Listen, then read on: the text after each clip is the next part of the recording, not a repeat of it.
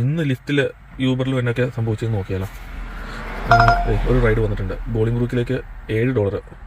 പക്ഷേ റേറ്റിംഗ് കുറവാണ്, 4.4. ഇത് ചെറിയ റേറ്റിംഗാണ്. അപ്പോൾ ഞാനിത് പിക്ക് ചെയ്യുന്നില്ല, എനിക്ക് അങ്ങോട്ട് പോകാൻ സമയമില്ല. അതൊരു കാര്യമാണ്. റേറ്റിംഗ് കുറവാണെങ്കിലും ഇത് വേറെ ഒന്നും. അപ്പോൾ അങ്ങോട്ട് പോകാൻ താല്പര്യമില്ല.